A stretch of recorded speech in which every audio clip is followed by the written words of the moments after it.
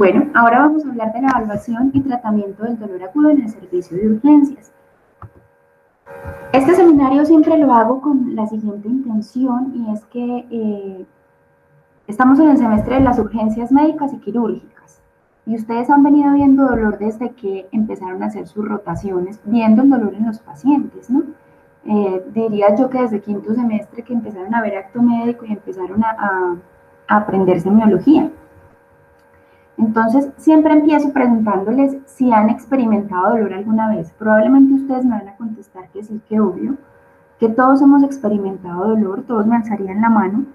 Si les pregunto si lo que les produce el dolor, si la experiencia de ese dolor es agradable, probablemente todos, o mejor digo la mayoría, van a decir que es una sensación desagradable. Algunos pocos dirán que es agradable, bueno, ya los masoquistas también existen. Pero en cambio, si les pregunto si han sufrido un TEC, un TEP, un ACV isquémico o hemorrágico, o si han sufrido una síndrome antifosfolípidos, o una intoxicación por organofosforados, o un síndrome coronario agudo, un neumotórax, una herida de corazón, probablemente me va a decir la mayoría o todos que no. Sin embargo, aunque todos hemos experimentado dolor, y definitivamente esa experiencia es desagradable, el dolor no nos ha importado desde quinto semestre hasta ahora, y probablemente no nos siga importando. Pero no es que eso solo les pase a ustedes, estudiantes de noveno semestre, sino que es un fenómeno en el mundo, ¿cierto? Es una cosa que sucede en todos los servicios de urgencia, de todos los servicios de urgencia del mundo. A los médicos no nos importa el dolor, no nos importa el dolor de los pacientes. Y uno puede decir, profe, ¿cómo así que no nos importa? Claro que nos importa. Las estadísticas muestran que no, ya les voy a decir por qué. No es nuevo, o más bien yo diría que sí, sí es nuevo hablar de dolor en medicina, porque las preocupaciones de la medicina han estado centradas en que los pacientes no se mueran, en las guerras, en las pestes, en las epidemias, ¿cierto? En la supervivencia. Sin embargo, después de la Segunda Guerra Mundial, el dolor se vuelve un tema importante, apenas después de la Segunda Guerra Mundial. Sin embargo, el dolor ha sido fuente de inspiración para los filósofos, para las religiones, para el arte, para la escritura, la literatura, ¿cierto?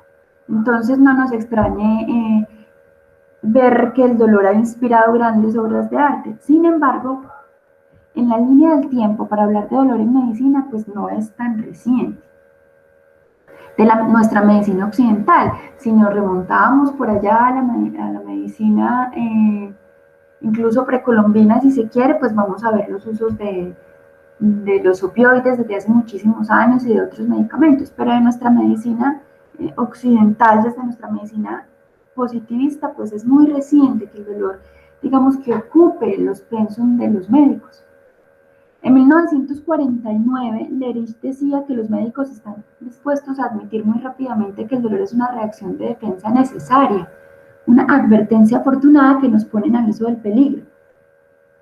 Si bien esto es cierto, él se cuestionaba algo, él decía, ¿pero a qué llamamos una reacción de defensa? ¿Defensa contra qué? ¿Defensa contra quién? Si cuando el cáncer duele, ya es muy tarde.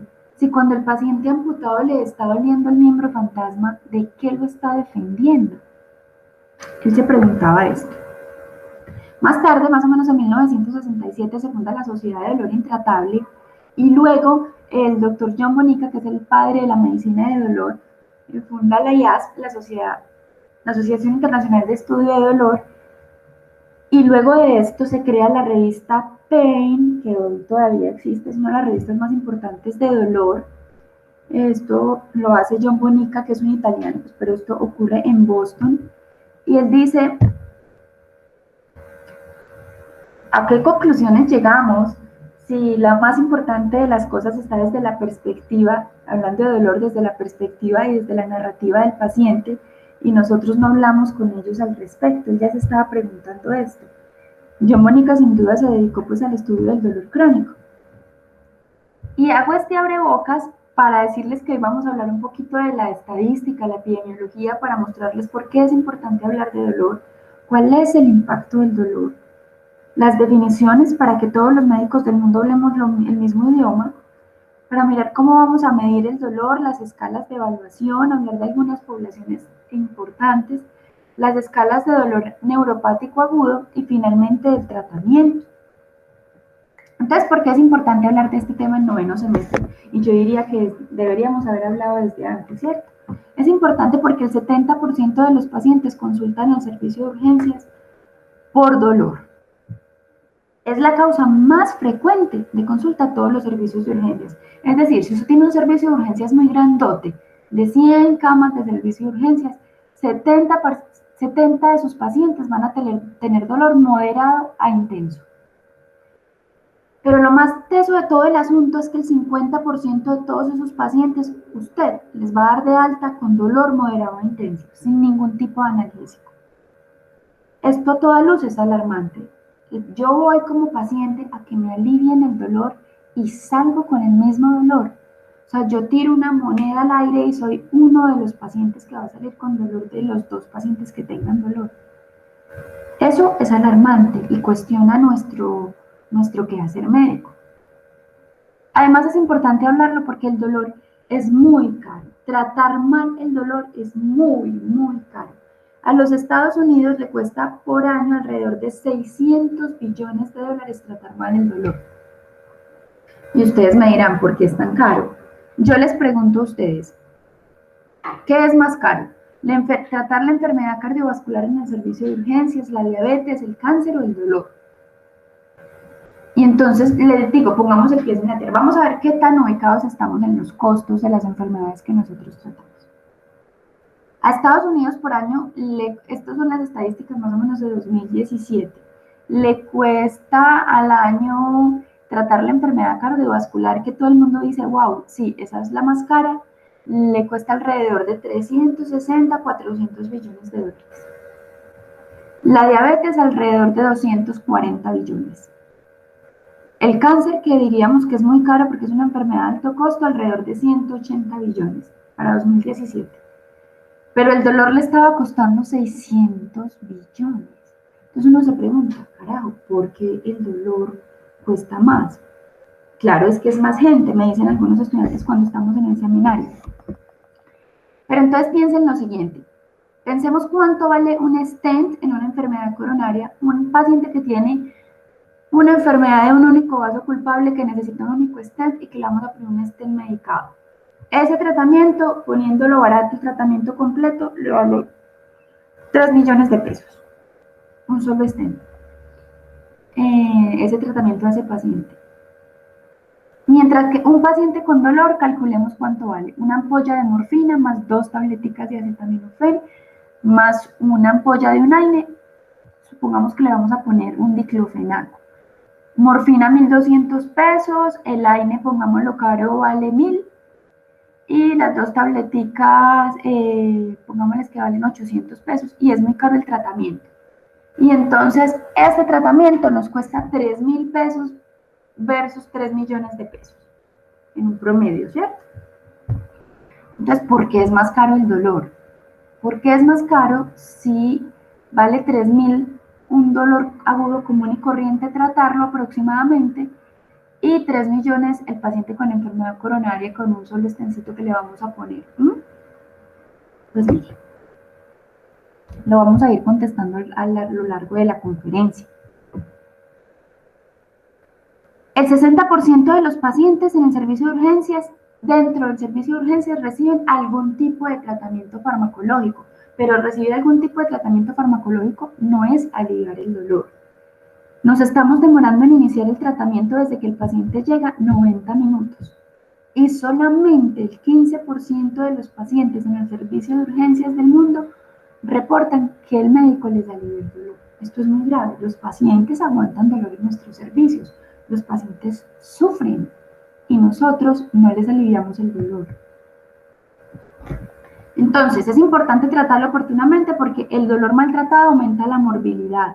El paciente que tiene una enfermedad cardiovascular, aguantar dolor aumenta la incidencia de isquemia y de infarto de miocardio, aumenta la retención urinaria, el tono del esfínter y la oliguria. El dolor aumenta más la retención urinaria que el mismo opioide. El paciente con dolor no respira normal, su mecánica ventilatoria se afecta, entonces tienen hipoventilación, disminución de la capacidad vital, y esto favorece la aparición de infecciones. Tienen alteraciones de la coagulación y la cicatrización de heridas, tienen un impacto negativo en la función inmune. Entonces, si bien los opioides pueden tener algún efecto inmunosupresor, es mayor el efecto inmunosupresor del dolor que el mismo opioide.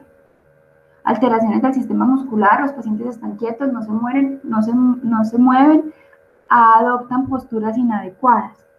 Además de esto, tienen alteraciones desde el punto de vista psíquico, alteraciones del sueño, amnesia, depresión y ansiedad. Un paciente no puede estar feliz, contento y tranquilo experimentando dolor moderado e intenso. Puede sufrir flashbacks, puede sufrir alteraciones importantes del sueño y de la calidad de su vida. El dolor es la primera causa de sufrimiento físico en los humanos, o sea que está en las manos del médico aliviarlo y no lo estamos haciendo. Altera la calidad de vida, usted no puede seguir una vida normal si tiene un dolor moderado e intenso. Y algo muy importante es que el dolor agudo es la principal causa de dolor crónico. El dolor agudo maltratado representa 1/3 de las causas de dolor crónico.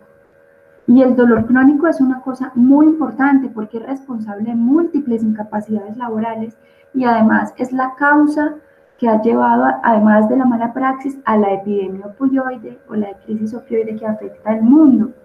Entonces, ¿qué es esa epidemia opioide? La epidemia opioide es que estos pacientes, los médicos les empezamos a prescribir y a prescribir opioide para la casa y entonces se fueron con opioide para la casa como oxicodona para el caso de Norteamérica. Para nuestro caso estamos ordenando tramadol para la casa y el paciente se debería ir del servicio de urgencia sin dolor y con tratamientos menos potentes, con AINES por ejemplo.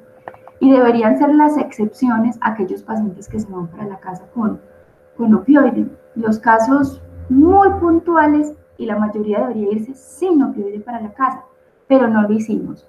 No lo hicimos y los pacientes en Norteamérica empezaron a sufrir de adicción a los opioides, por opioides prescritos por el médico. O sea que los culpables sí fuimos los médicos, no fueron que ellos fueron de una manera espontánea a comprar heroína, no, empezaron a volverse adictos a la oxicodona, a la morfina, al fentanil y de ahí escalaron, por supuesto, a un opioide tan potente como la heroína. ¿Y eso qué tiene que ver con los costos? Que rehabilitar a un paciente adicto a opioides es muy caro para el sistema, pero por si fuera poco, las muertes por sobredosis empezaron a aumentar y los menores de 50 años, o sea, la fuerza laboral activa de un país, se empezó o a morir por sobredosis o a internarse por adicción. Y eso es muy caro para el sistema, muy caro. Y por eso los pacientes con dolor crónico se fueron a tratamientos más costosos porque usted no los trató cuando los tenía que tratar bien, o se volvieron adictos a los opioides o se murieron por sobredosis. Y eso le costó a Norteamérica en el 2017 $600 billones, casi el doble de lo que le costaba para ese entonces la enfermedad cardiovascular. Entonces, ¿es importante que nosotros aprendamos? Sí. Ahora ustedes me preguntan, profe, ¿en Colombia tenemos crisis o epidemia opioide? No, no tenemos. Entonces, bueno, nosotros estamos tratando súper bien el dolor, muchachos, no. La inequidad en la consecución del tratamiento adecuado de dolor en Colombia es tal que está centralizada en, digamos, 4 o 5 ciudades el buen tratamiento de dolor. Y ni siquiera en esas ciudades es bueno. Es decir, ni siquiera los recursos son equitativos en toda Colombia. Entonces no es porque lo tratemos bien, es porque los pacientes están aguantando mucho dolor. Entonces el mal manejo de dolor agudo nos lleva a dolor crónico y el dolor crónico aumenta el mal uso de opioides y la epidemia opioide. Bueno, pero entonces definamos cosas. ¿Qué es dolor? La OMS le pide a la Asociación Internacional de Estudio de Dolor, venga, vamos a poner de acuerdo al mundo porque no estamos hablando los médicos de la misma definición de dolor. Para poderlo tratar bien es importante que todos hablemos de lo mismo. Entonces dijeron, vea, dolor es una experiencia sensorial, y acá tenemos lo biológico, y o emocional, lo psíquico, desagradable, asociado a un daño real o potencial en un tejido o escrito en términos de dicho daño. Entonces acá nos paramos en una explicación importante y es que el dolor es una experiencia. Y como las experiencias dependen de cada ser humano, pues entonces nos estamos parando en la baldosa, en el escalón, en el territorio de la subjetividad. Entonces sí, el dolor es subjetivo. El dolor pasa por lo biológico que podría ser común en todos, sin embargo no es común porque la genética marca disposiciones, y lo emocional y psíquico que dependerá de la experiencia, del background de cada ser humano. Por tanto, los médicos cuando enfrentamos al paciente con dolor debemos estar conscientes y reconciliados con la subjetividad, porque es que estamos trabajando con seres humanos, con sujetos. Ese es dolor, pero ¿qué es dolor agudo? Dolor agudo es aquel dolor de inicio súbito asociado a un evento, lesión o enfermedad específica del cual esperamos una corta duración. Una corta duración porque el estímulo sea muy corto y la lesión pequeña, o corta duración porque el médico supo quitarlo a tiempo, supo aliviarlo a tiempo. También vamos a poner de acuerdo en qué es aliviar dolor. Entonces, aliviar dolor va a depender de la intensidad del dolor. Si estamos con un dolor leve, aliviar el dolor es quitarlo, o sea, volverlo cero. Si ese dolor es moderado, lo vamos a volver leve. Si ese dolor es intenso, lo vamos a volver leve. Es decir, la meta en el dolor moderado de grado intenso es volverlo leve. Piensen ustedes en un paciente con un gran trauma por aplastamiento. Por ejemplo, entonces usted se va a exigir quitarlo, tal vez no, pero sí lo vamos a volver leve. Porque es que es el dolor moderado e intenso quienes han mostrado mayor predisposición a volverse crónico. No significa que es que no queramos quitarle el dolor, es que cuando tenemos el dolor leve, el paciente puede recuperar más sus funciones que cuando tiene un dolor moderado e intenso. Y si tiene un gran trauma, antes de solucionar la causa, pues va a ser muy difícil volverlo cero. En un servicio de urgencias de un médico general, normalmente, ¿cuáles son las principales consultas por dolor? Pues las que vemos en esta tabla. Las primeras representadas por el trauma, pero también el dolor lumbar, las fracturas, la cefalea. Para el caso de la migraña, el tratamiento que hoy vamos a ver no aplica, puesto que su tratamiento dependerá de la fisiopatología, al igual que el dolor de pecho por síndrome coronario agudo. Las causas infecciosas, el dolor dental, la infección urinaria y el cólico renal, que aunque no son los más frecuentes en el servicio de urgencias, es una causa frecuente de dolor intenso y que está en nuestras manos aliviar. Entonces, como todos los pacientes que llegan a un servicio de urgencias, vamos a hacer una historia clínica, vamos a indagar por la intensidad y las características del dolor y probablemente tengamos que ser un poquito más laxos. ¿Por qué más laxos? Porque probablemente cuando indaguemos por el dolor, el paciente como tiene un dolor entre moderado e intenso, tal vez no va a ser un buen informante porque está desesperado, hay que entenderlo. Entonces, probablemente tengamos que aliviar el dolor para que él pueda ser un buen informante, aliviamos el dolor y seguimos hablando con él. A veces con un dolor intenso es muy difícil seguir hablando con el paciente. Entonces indagamos las características, si es agudo, si es crónico, si es un crónico agudizado. Por supuesto hacemos una historia clínica común y corriente, anamnesis, antecedentes y examen físico. Muy importante. La Joint Pain Commission, cuando un servicio es acreditado de alta calidad, la Joint Pain Commission le dice, para que su servicio de urgencias sea de alta calidad, usted debe, desde que el paciente entra por la puerta, aliviarle el dolor, tiene 20 minutos para hacerlo. Eso dijo la Joint Pain Commission, o sea, cuando un paciente entra por la puerta del servicio de urgencias, no desde que usted lo ve, no desde que usted lo quiere tratar, no, desde que entra por la puerta, usted tiene 20 minutos para aliviarle el dolor a ese paciente y decir que usted tiene un servicio de urgencias de alta calidad, humanizado, en el cual a usted le importa que los pacientes sufran. Entonces, ¿cómo medimos el dolor? Si consideramos el dolor el quinto signo vital en los servicios de urgencias y que debe estar incluido en los triajes de los servicios de urgencias, entonces si es un signo vital debería existir un dolorímetro. ¿Por qué? Porque existe el tensiómetro, puedo medir la frecuencia cardíaca, la temperatura, el estado de conciencia, etcétera. ¿Cómo mido el dolor? Existe el dolorímetro. Entonces, es un error y una expectativa demasiado alta esperar un dolorímetro. dado que estamos parados en el terreno de la subjetividad. Sin embargo, no significa que no podamos medir. Entonces, en nuestro deseo de objetivar eso para poderlo tratar, entonces, lo primero que tenemos que hacer es preguntarle al paciente si le duele, porque el problema es que los pacientes se fueron de alta y ellos relatan que nunca les preguntaron si les dolía. Y que cuando les preguntaron si les dolía, no les creíamos. Entonces, lo primero es preguntemos. 2, creámosle. Y 3, objetivémoslo, creemos escalas de medición. Entonces, hay muchas formas de medir el dolor. La primera, más reproducida, demostrada, utilizada en los estudios, es la escala visual análoga. La escala visual análoga es una escala visual, es una regla, es visual, va de 0 hasta 10. Yo les pregunto a ustedes en clase, ¿cuál de ustedes ha usado el EVA? Y varios me alzan la mano y en realidad nunca lo han usado. Les digo, tienen la reglita de 0, reglita, no, profe, nosotros le preguntamos, esa no es el EVA es visual. Entonces usted le muestra la reglita al paciente y le dice, mire, acá es no tener dolor, acá es el dolor más intenso que usted se imagine, de aquí hasta acá usted cuánto marca que le duele su dolor. Entonces ellos dicen el número y usted ahí lo va clasificando en leve, moderado o intenso. Sin embargo, hay pacientes que no se saben los números, son analfabetas, o aunque se sepan los números y no sean analfabetas, hacer este tipo de preguntas en nuestra sociedad que tiene un retraso cultural importante, a veces es como si ustedes pusieran un problema de cálculo diferencial. Usted les pregunta esto al paciente, el paciente se queda mirando el techo como, ¿cómo, doctora? ¿Me repite? Entonces, a veces no es posible utilizar las mismas escalas en todos los pacientes, pero podemos usar, por ejemplo, la escala verbal numérica.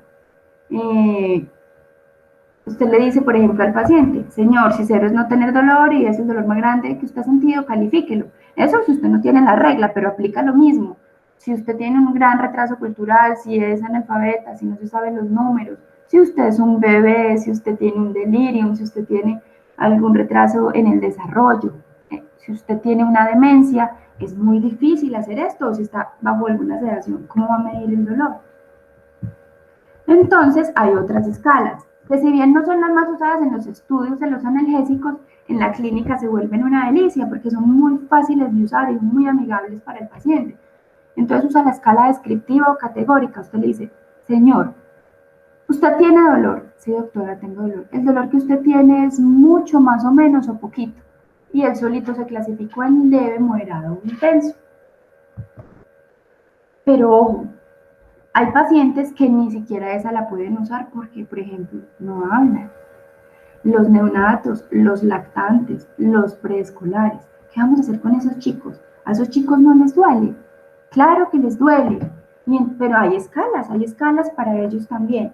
Entonces, en los menores de 3 años, algunos dicen de 4, podemos usar la escala FLAC o la escala Keops. ¿Qué evalúan esas escalas? Unen varios parámetros. La carita del niño, si las piernas se están moviendo, están quietas o están como en estatua, el exceso de dolor que tiene, cómo está la actividad del niño, el llanto, si se consuela o no se consuela con su cuidador. Y todo esto lo sumamos y nos dicen si tiene dolor y si es leve, moderado o intenso. Igualmente la escala Keops es parecida. Normalmente pues yo uso la FLAC, pero no significa que esta sea mala, son igualmente buenas. Para los chicos entre 3 o 4 a 12 años podemos usar la escala FACES, que es esta, la escala de las caras, donde usted médico mira estas 6 caritas y usted dice si el niño no tiene dolor o tiene dolor, pero usted lo está mirando y usted califica al niño. A mí particularmente me gusta la escala de Wong-Baker, que es la escala donde el niño, usted le dice que mire las caritas y el mismo niño se identifica en una de esas caras. Los niños sin ninguna alteración en el neurodesarrollo logran identificarse muy bien. Cualquiera de las dos está súper bien. Si el niño ya es mayor de 12 años, pues es muy fácil, puede usar cualquiera de las otras escalas si no tiene ninguna alteración del neurodesarrollo. Puede usar la escala categórica, le preguntas, ¿le duele mucho, poco, más o menos? Y ya él lo clasificas. O si se saben los números, incluso puedes usar una escala verbal numérica. Pero ojo, hay poblaciones especiales. Tenemos los pacientes con demencia. Hay varias escalas. No tienen que ser las que yo les muestro. Yo solo les quiero decir que en la era de los smartphones, de las tablets, etcétera, pues, y del internet, ustedes pueden buscar la información. Usen las 3 primeras escalas como herramientas de batalla, esas se las tienen que saber. Pero si tienen un paciente que es una población especial, pues busquen en su celular, en su computador, en su tablet, porque es que a sus pacientes también les duele. Llega el paciente con una demencia por Parkinson o por Alzheimer, con una fractura de cadera, y entonces está gritando porque la demencia es muy avanzada o está gritando porque tiene mucho dolor. Pues usen las escalas que existen. La escala PEINAD es una escala muy chévere para evaluar en demencias, por ejemplo.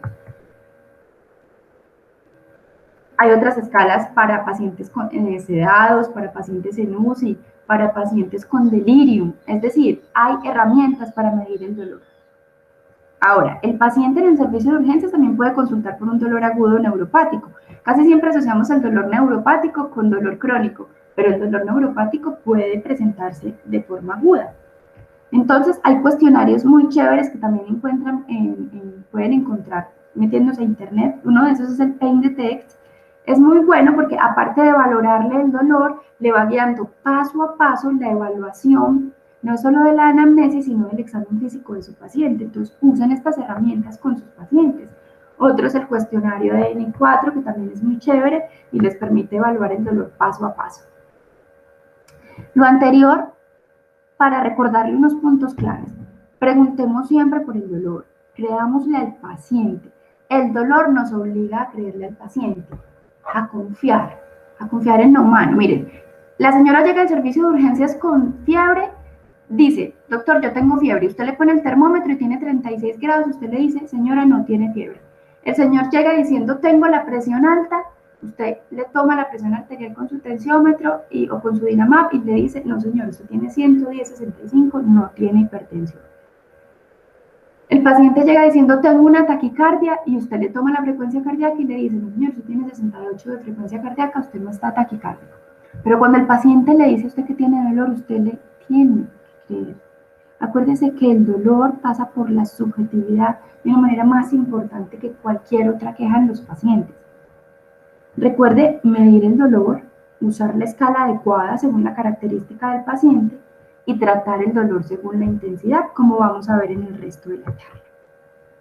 Entonces, miren, encuentran páginas como esta donde pueden encontrar muchísimas escalas de medición del dolor para que se ayuden en el tratamiento de sus pacientes. Entonces, una vez lo medimos y lo clasificamos como leve, que es el dolor que es de 1 a 3, moderado de 4 a 6, intenso o grave de 7 a 10, pues decimos, vamos a tratar el dolor. Y es que la OMS nos regala esta escalera analgésica. Ahora hay un cuarto escalón, que es lo que hemos llamado dolor de difícil tratamiento, que es el que requiere remitirlo a un analgesiólogo o no, pero requiere tratamientos superiores ya por alguien especializado, infusiones especiales, bloqueos, etc. Entonces, nos dice, mire, el dolor leve, que está en el primer escalón, lo vamos a tratar con analgésicos no opioides, que son los AINES, el acetaminofén, la dipirona, que son, ¿cierto? Y podemos o no usar coadyuvantes según el dolor. En el dolor moderado vamos a usar opioides no potentes, como cuáles, tramadol, hidrocodona, codeína. Pero ojo, vamos a usar también los AINES, el acetaminofén y la dipirona del primer escalón. Y a eso le vamos a llamar analgesia multimodal.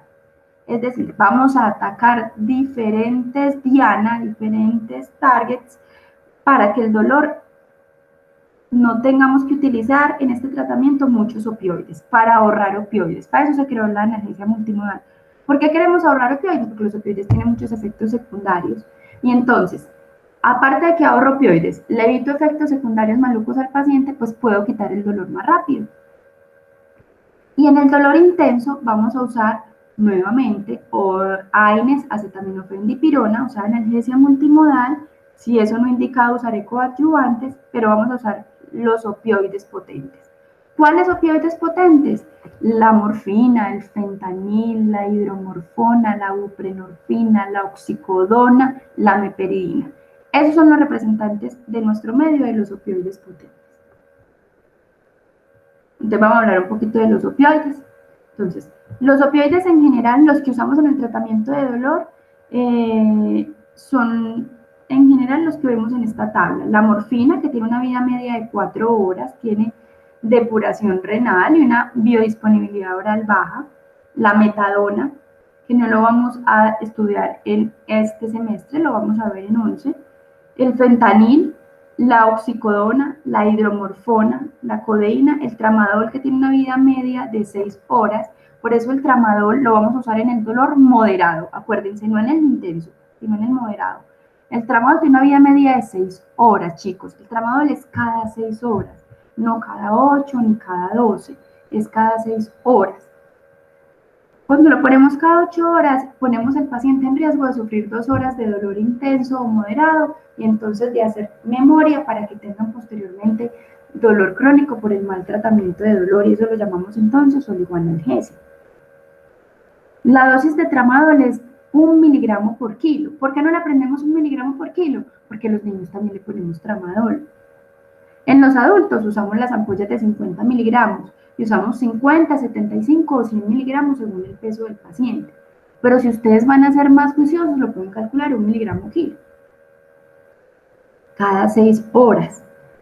Este opioide tiene dosis techo, distinto a la morfina, la hidromorfona o al fentanil.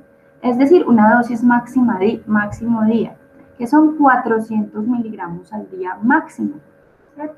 No dosis, sino al día, sumadas las 4 dosis del día, máximo 400. Ah, profe, es que yo vi que el profe en la ronda le puso cada 8 horas o cada 12 porque tenía falla renal. Si el paciente tiene falla renal, no está indicado el tramadol porque es muy neurotóxico. Ya vamos a ver más adelante efectos secundarios de los opioides. Tiene metabolismo hepático. Y entonces, por ejemplo, la morfina con su metabolismo hepático produce 2 metabolitos que vemos acá, la morfina 3-glucurónido y la morfina 6-glucurónido. La morfina 3-glucurónido pensamos que era inocua, que no producía nada, pero hoy tenemos sospechas y hay bastantes estudios mostrando que probablemente es la responsable de los trastornos cognitivos como el delirium. Y la morfina 6-glucurónido es activa, más potente que la morfina, y es la responsable de efectos secundarios como la sedación profunda y la depresión respiratoria. Es decir, cuando esta se acumula, es la responsable de la depresión respiratoria. Y asimismo, todos los otros opioides tienen metabolitos, producto del metabolismo hepático. Casi todos son inactivos. La meperidina tiene un metabolito que se llama la normeperidina. Cuando elijo el opioide tengo que tener en cuenta entonces la función renal, la función hepática y por supuesto la historia clínica del paciente y comorbilidades como la psiquiátrica, ¿cierto? Ahora sí, sabemos evaluar el dolor, sabemos más o menos cómo es el metabolismo. Vamos a hablar de la reina. La reina es la morfina porque es buena, bonita y barata. Ya les dije que tenía un extenso metabolismo de primer paso, que tiene una biodisponibilidad oral baja, que tiene 2 metabolitos, y que se excreta en orina entre el 8 y el 10% sin cálculos.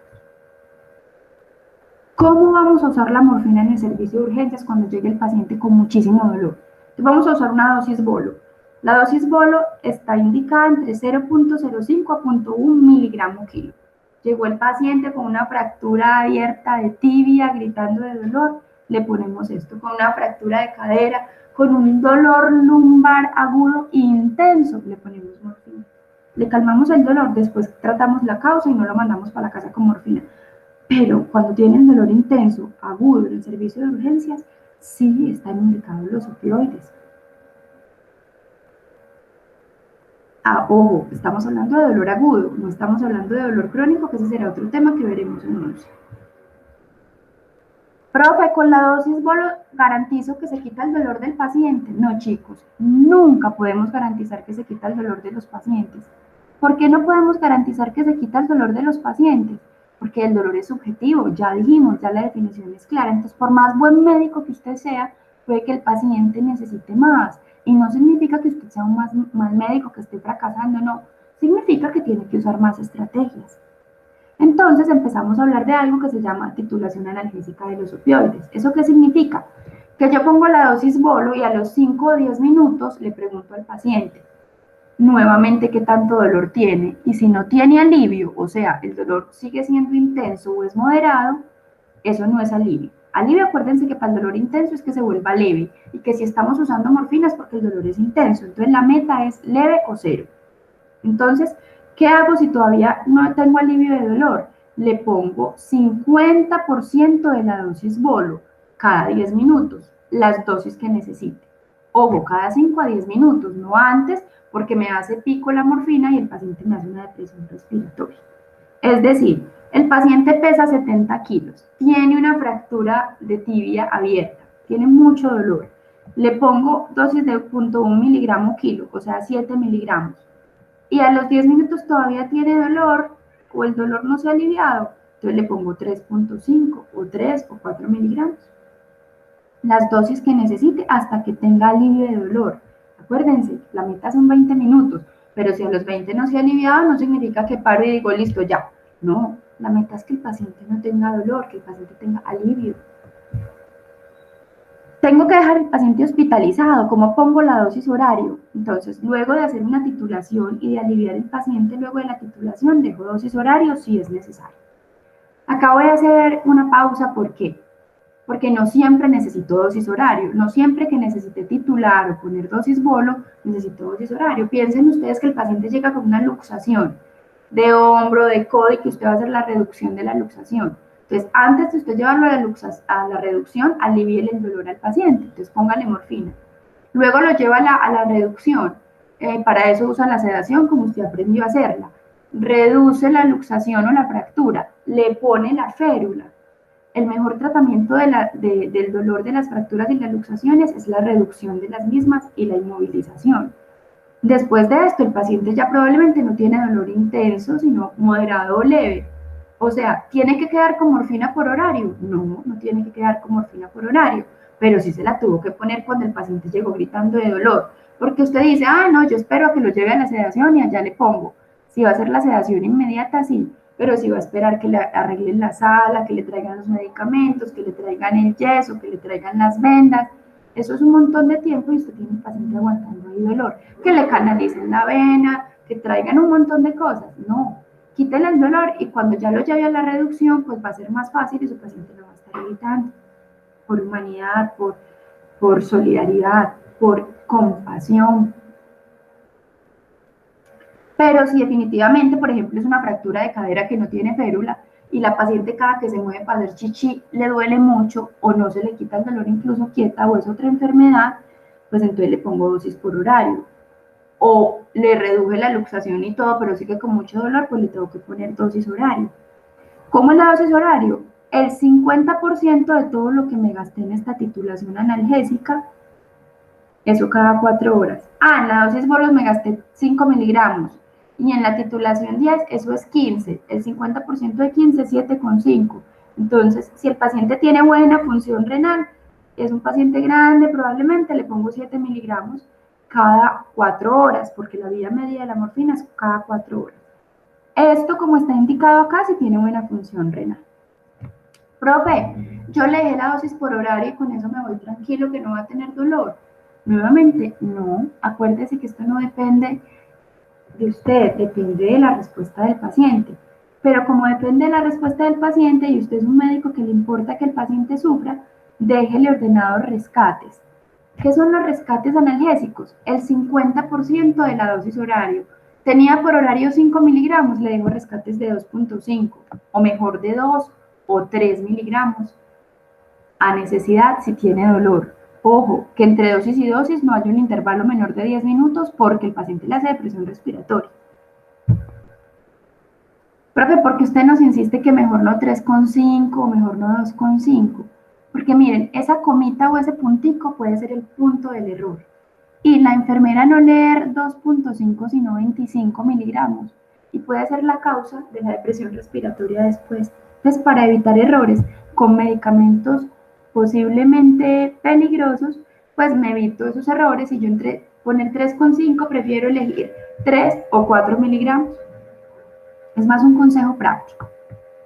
Profe, usted nos dice acá que esto así si no tiene falla renal. ¿Qué hacemos en falla renal? Entonces, lo primero es que en falla renal hay opioides más seguro, el fentanilo que no tiene depuración renal y la hidromorfona, que aunque sí tiene depuración renal, sus metabolitos no han demostrado ser activos. como la morfina. Entonces, si yo tengo hidromorfona, porque trabajo en un segundo o en un tercer nivel, en falla renal, mejor uso esta.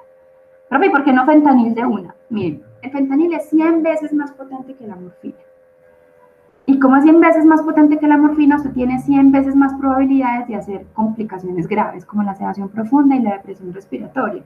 Entonces, al médico general, prefiero no enseñarle a usar el fentanil en el uso de dolor, para el uso de dolor agudo, dado que tampoco saben manejar las complicaciones del mismo. Entonces, aprendamos a usar la hidromorfona si la tenemos, que es 7 a 10 veces más potente que la morfina, y la morfina. Profe, definitivamente, yo estoy en mi primer nivel haciendo el rural y yo no tengo hidromorfona. Entonces, ¿qué hago? Use morfina. ¿Cómo la uso? Espacie los intervalos de dosis. Que la dosis de la morfina es cada 4 horas. Sí, pero a esta señora con falla renal diabética hipertensa le toca dosis de 5 miligramos cada 4 horas. Pues disminuya la dosis y amplíe el intervalo. Entonces, que cada 4 horas, no, más bien se la pongo cada 6 y no le pongo 5, sino más bien 3 miligramos o 2 miligramos. ¿Cierto? Profe, ¿y no será que hay una regla como con la vancomicina por depuración de creatinina? Lastimosamente no, pues es un medicamento muy barato y pues no está como esa regla, por lo menos yo no la conozco. Entonces toca un poquito de arte en el uso de la morfina. ¿Y por qué no existe? Porque existen en los países con buenos recursos económicos, pues existen otras opciones más seguras. Sin embargo, la morfina no está contraindicada en falla renal, hay que ampliar el intervalo de dosis y disminuir la dosis. Sí, profe. Hemos visto con mucha frecuencia que pasando ronda que el paciente tiene dolor intenso y le ponen tramal. ¿Esa es una buena práctica? No, chicos, no es una buena práctica. El tramal, ya nos dijo la OMS, en la escalera analgésica es para el dolor moderado, no para el dolor intenso. Y ojo con este error. Escalera analgésica no es igual a escalar tratamiento. Un error frecuente, sí, horror. El lapsus me trajo al horror porque me parece horrible que eso pase, sí. La analgesia no se escala en el dolor agudo. La escalera analgésica del dolor no la puso la OMS para que usted se brinque al escalón que le toca al paciente. Es decir, si el paciente llegó con dolor intenso, usted no empieza con AINES a ver si con AINES se le quita. Si no, después tramadol. Si no, después morfina. No, chicos. Si ya llegó el escalón intenso, pongo lo que está ya. O sea, de una al mismo tiempo. AINES, acetaminofén y morfina. Por supuesto, si ninguno de esos está contraindicado, si tiene falla renal no le pongo AINES, la morfina según la falla renal, etc. Entonces no se escala, porque esa es una mala praxis. Esa fue la causa de que estos pacientes fueran dados de alta sin adecuado tratamiento. Eso se llama oligoanalgesia, eso se llama dejar que el paciente aguante dolor. Listo, entonces no escalamos, no. Usamos la escalera para brincarnos al escalón necesario. Profe, entonces, ¿por qué en el dolor intenso hemos visto que los profes ponen tramadol? Pues por varias razones, porque hay muchos mitos, porque hay miedo, porque no lo sabemos usar bien y porque nos da un poquito de pereza hacer fórmulas de control, porque los opioides potentes son medicamentos controlados. Entonces, chicos, los efectos secundarios más comunes de los opioides, incluso bien usados, son los de esta columna que les muestro acá. En orden de frecuencia, constipación. Después de 2 dosis de opioides, los pacientes pueden tener constipación. Entonces, si tiene vía oral, ¿qué hacemos? Le ponemos líquidos, dieta rica en fibra y bisacodil. Hasta el 30% de los pacientes sin factores de riesgos para náusea y vómito hacen náusea y vómito con los opioides, incluso con el tramadol, que produce mucha náusea. Entonces, ¿qué hacemos? Le ponemos a todo paciente que le pongamos un opioide profilaxis de náusea y vómito. Entonces, con el tratamiento del dolor también va el tratamiento contra los efectos secundarios de los opioides. Entonces, todo paciente que le pongamos así sobre dosis de opioide le deberíamos poner una profilaxis antiemética. ¿Con qué? Con el ondansetron, que es el que mejor respuesta se muestra para la profilaxis y el tratamiento. Profe, yo estoy en primer nivel, entonces profilaxis no puede, ondansetron no puede ser mi gold estándar. Bueno, entonces use uno que sí sirva para la profilaxis. La metoclopramida que la han visto usar no sirve para profilaxis a las dosis de 10 miligramos cada 8 horas. 10 miligramos cada 8 horas de metoclopramida es muy buena para el tratamiento cuando el paciente ya tiene náusea y vómito, pero no para la profilaxis. Para la profilaxis se ha mostrado que las dosis necesarias son 30 miligramos cada 8 horas Y con eso los pacientes hacen extrapiramidalismo y quedan súper torcidos o prolongan el QT y hacen unas puntas torcidas, mejor dicho. No sirve la metoclopramida como tratamiento para profilaxis, lo usamos cuando el paciente ya vomita. Profe, entonces quedo sin herramientas. No, miren, el haloperidol, la dosis de 1 miligramo cada 12 horas intravenoso, se ha mostrado efectivo en adultos, ojo, en adultos sin contraindicación, que no tengan el QT prolongado, que no tengan una contraindicación, que no tengan antecedentes de síndrome neuroléptico maligno. Entonces, si no tiene contraindicación de uso de haloperidol, usen 1 miligramo cada 12 horas intravenoso, no oral. Y ojo, es 1 miligramo total, no es 1 miligramo kilo. Donde les pongan 1 miligramo kilo, este paciente sí se muere de unas puntas torcidas o el extrapiramidalismo más miedoso, etcétera. Listo. Es 1 miligramo cada 12 horas, dosis intravenoso. Listo. Sedación, claro. Si usted tiene un paciente con un dolor intenso, con las catecolaminas arriba, agitado, desesperado, y usted le pone opioide y eso se calma, el paciente va a tener una sedación grado 1 máxima y grado 2, pero no sedación profunda. Prurito, este prurito es de origen central, entonces normalmente no responde a los antihistamínicos, el tratamiento estándar es si el prurito es intenso es la naloxona, la suspensión del opioide, y hay series que han mostrado que el ondansetron es efectivo. Pero pues si tienen medio prurito y medio se rasca la nariz, ¿qué hacemos? Nada, no le quite el opioide. Lo que pasa es que mientras, si el paciente tiene un prurito intenso y se está haciendo heridas de rascarse, sí toca suspender. La retención urinaria también es un efecto secundario de los opioides, no la tengo escrita acá. Más frecuente si el opioide lo uso en el neuroeje que si lo uso sistémico, pero acuérdense que el dolor también produce retención urinaria, incluso más que los opioides. Entonces, miren, estos son los más frecuentes y ninguno va a matar a nadie. Estos menos comunes suele decir la literatura que están asociados con el error, con la equivocación, con el mal cálculo, ¿listo? Entonces, si usted puso 3,5 y la enfermera leyó 35, le puso 35 miligramos de morfina y este paciente hace una depresión respiratoria. Pero antes de hacer una depresión respiratoria pasa por la sedación profunda, ¿cierto? Entonces, depresión respiratoria, disfunción cognitiva, delirium, rigidez, esto no tiene tilde, rigidez muscular, mioclonías, fasciculaciones. Todo eso puede pasar con los opioides. Los trastornos de neurotoxicidad más frecuentes, incluso por el tramadol, cuando lo usamos en pacientes con una depuración de creatinina bajita y ponemos tramadol que no está indicado.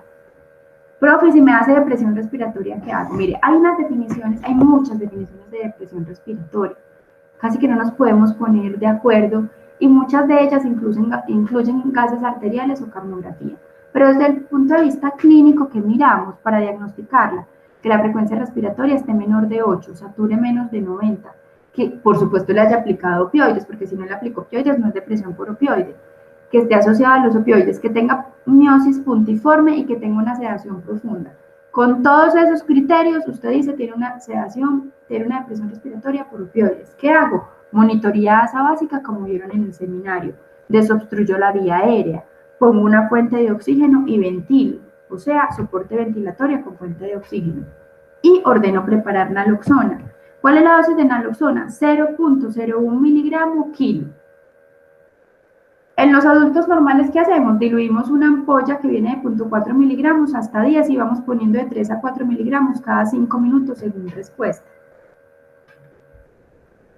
Profe, le puse la primera dosis y no despierta. Póngale la segunda a los 3 o 5 minutos. No despierta, póngale la tercera. No despierta, piense, ¿tiene una depresión respiratoria? O hizo una CB o tiene otra cosa. Profe, sí, lo que pasa es que le pusieron, tenía la dosis, yo puse 6,0 y la enfermera leyó 60 miligramos. No se va a despertar con bolitos, probablemente les toque poner una infusión de naloxona. Profe, sí, con la primera dosis, qué maravilla, me despertó el paciente. Ojo, evalúala a los 5 minutos, porque se puede volver a quedar dormido. Y se vuelve a quedar dormido o con bradipnea, vuelve y le pone otra dosis de naloxona. Listo, porque puede recircular el medicamento. La naloxona no es un medicamento inocuo, entonces ojo de usarla en cualquier paciente que medio tiene sospecha, puede producir edema pulmonar. Nunca olviden conocer la historia clínica y las comorbilidades, utilizar siempre analgesia multimodal, sin miedo a los opioides, sin miedo en el servicio de urgencias. Acuérdense que los opioides bien utilizados en el servicio de urgencias pueden disminuir la incidencia de dolor crónico, y si disminuimos la incidencia de dolor crónico, pues no vamos a tener que usar opioides en casa y disminuimos la epidemia de opioides, ¿cierto? El dolor, cuando no hay que tener miedo al paciente que tiene dolor muy intenso. Ay, me va a hacer depresión respiratoria. Casi nunca hacen depresión respiratoria. Recuerden que el único dolor tolerable es el dolor del otro, chicos. Es una invitación a que seamos empáticos, a que entendamos, a que nos pongamos en el lugar del otro, pero no nos quedemos paralizados y demos un paso más adelante hacia la compasión, que podemos hacer algo por el paciente, podemos poner analgesia, podemos quitarles el dolor. No existe mejor pregunta que una mirada, ni mejor respuesta que una sonrisa. Y esa sonrisa es el alivio de dolor de nuestros pacientes. Chicos, muchas gracias.